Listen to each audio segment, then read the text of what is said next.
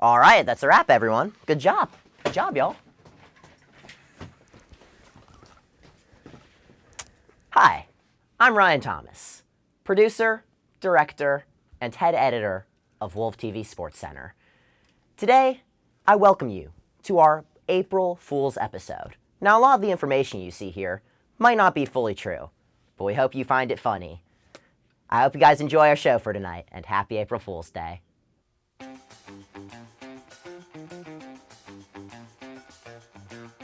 Hello, fellow Wolvies. Welcome back to WOLV TV SportsCenter. My name is Connor Woolley. And I'm Zach Warshaw. Wake up, it's the first of the month.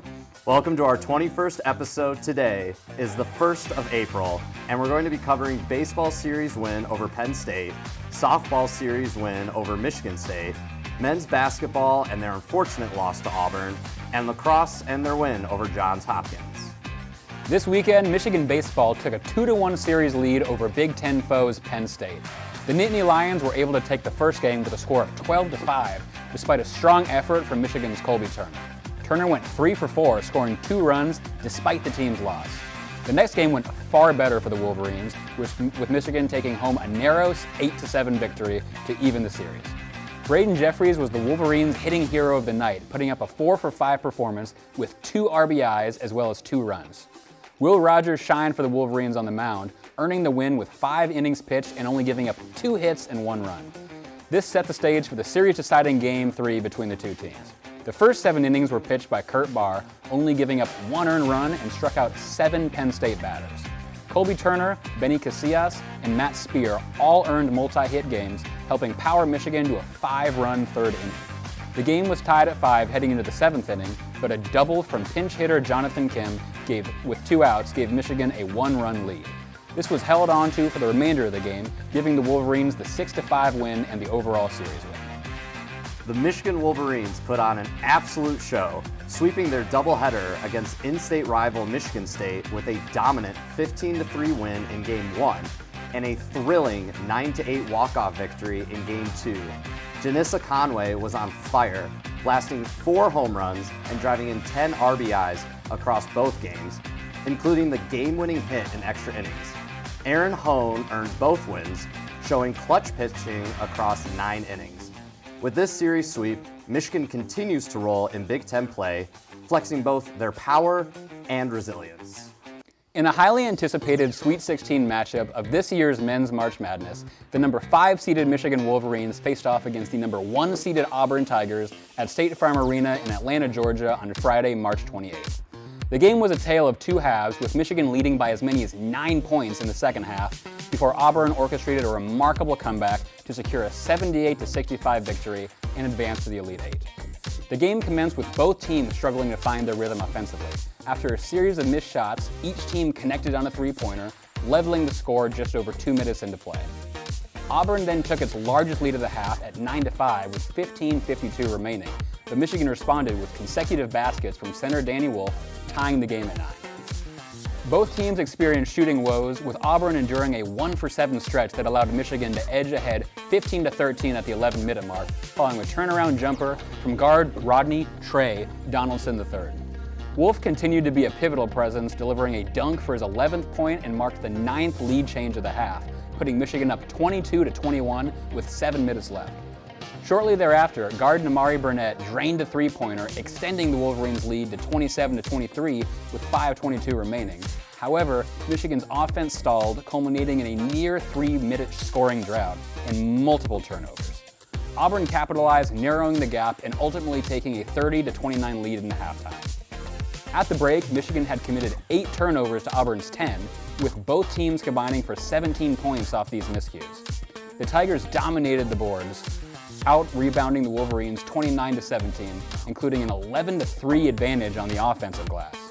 From beyond the arc, Michigan shot 3 for 9, just over 33% from 3, while Auburn struggled at 3 for 16, or just over 18%. Bro, what the f***? No, turn it, bro. What? The Wolverines opened the second half in an assertive fashion. Daniel Wolf initiated the scoring with a step-back 3-pointer, followed by fast break points on the next 2 possessions. Despite 3 early turnovers, Michigan maintained its composure. With 14:36 left, guard Rodriguez Rod Wave Gale Jr. converted an and one play, momentarily halting Auburn's momentum. Daniel Wolf then added consecutive layups, reaching his 20th point, and forward William Cheddar, 6'8", contributed 2 free throws, extending Michigan's lead to 48-39 with 12:26 remaining. However, Auburn's resilience soon became evident. The Tigers launched a 12-0 run during a 3-minute span, seizing their first lead of the second half at 51-48 with just under 10 minutes to play. Michigan's Reuben Jones momentarily stopped the bleeding with a driving layup, but Auburn's offense onslaught continued. The Tigers made 3 consecutive baskets, pushing their lead to 9 points with 7:27 remaining. Despite a deep hook shot and free throw from center Vlad Golden, Auburn's relentless offense extended their advantage to double digits, leading 67-54 with 4:35 on the clock. Michigan's offense faltered down the stretch, converting only 2 of its final 10 field goal attempts for a 20% field goal percentage down the stretch. Auburn's second half dominance was spearheaded by guards Tahad Pettiford and Denver Jones, each scoring 20 points. Their combined efforts, along with forward Janai Broom's 22 points and 16 rebounds, fueled a 39-17 run over the final 12 and a half minutes, erasing Michigan's 9-point lead and securing the Tigers' victory. And now we turn to an often overlooked powerhouse in Michigan club athletics, the Michigan underwater upside-down basket weaving team. While many programs boast national titles, few can compete with the depths that collegiate basketry requires.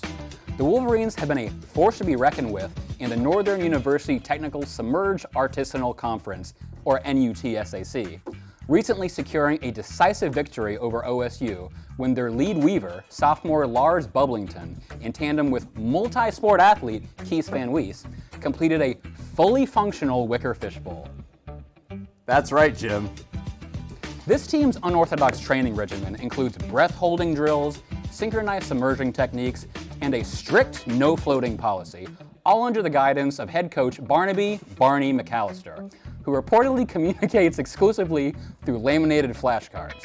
And let us not forget the team's star recruit, freshman Toker Vanderhausen, whose signature reverse weave tuck and roll technique has experts calling him the most promising underwater artisan since Crispin Vanderfloot's controversial basket within the basket masterpiece in the 1984 championship, as we all know. The University of Michigan hobby horse team suffered a crushing defeat Saturday night in a heated 3-way meet against rivals Minnesota and Wisconsin, with the Golden Gophers galloping away with the victory in dramatic fashion.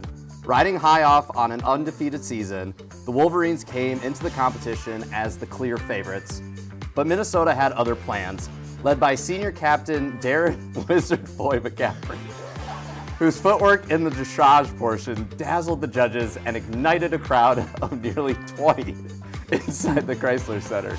The meet kicked off with the synchronized dressage routine, where Michigan's precision was slightly off, leading to a few costly deductions. Meanwhile, Minnesota and Wisconsin executed near flawless routines, setting the tone for an intense showdown. Disaster struck in the agility jumping event when Michigan star rider sophomore Taylor Trotter Thompson clipped the final hurdle, leading to a half-point deduction that ultimately proved decisive.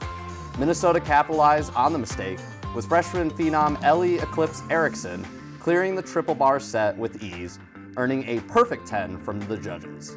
The final event, the freestyle gallop, saw Michigan attempt to mount a comeback, with junior Emma Spurs Sullivan pulling off a breathtaking double spin dismount. But Minnesota's consistency proved too much to overcome, with their final score of 87.5, edging out Michigan's 86.3 and Wisconsin's 84.2. We left it all out on the floor, but tonight just wasn't our night, Michigan head coach Danielle Porter said post-match. Minnesota came in hungry, and they executed when it mattered most. We'll be back. With the loss, Michigan's path to the National Collegiate Hobby Horse Championship in April becomes uncertain, as they now must face a must-win scenario in their next meet against Ohio State. Meanwhile, Minnesota rides into the postseason with momentum, proving that their stable is one to be reckoned with. All right, with obviously so much to talk about this week, I think we need to touch on the fact that Ryan and Alex suck. I agree. I feel like it's gone without saying for so long. The elephant's been in the room for too long. We need to address this. Yeah, like, Ryan's a whole nother story. Thank God he's leaving. But like, we might have to deal with Alex next year, so like, I don't know. But anyway, so the hobby horse competition was insane. I really thought we had a chance. It was a nail biter. It was a barn burner, as some might put it. It really had me on the edge of my seat. Me too. It had me on the edge of my horse. And then the basket weaving thing was no surprise. Perennial all team. Like, it's just not. I don't know why we're the Alabama of basket weaving. If Alabama football, Duke basketball, and Minnesota hockey all combined into one, that is us for basketball. They call us a football school. We are a basket weaving school. Change the narrative, raise the banners, and move the NIL money where it should be going. That's what I'm saying. And that's honestly why Trey Donaldson is transferring, because he wanted to be a dual sport athlete on the basket weaving team, and they just didn't have room. And so he's like, fine, out of spite, I'm leaving the entire program. Have fun at Bowling Green, buddy. Go Falcons. All right, to the outro, homie. Thank you so much for watching another episode of WOLV TV. My name is Connor Woolley. And I'm Zach Warshaw. Before we end this episode, folks, I have some news to share with you. I've decided to announce my verbal transfer commitment to the home of sobriety and soaking, the Brigham Young University. Thank you to all my co-hosts and producers for all their hard work, and I look forward to my future endeavor. And go Cougs! Rawr! Good night, and f*** you, Columbus.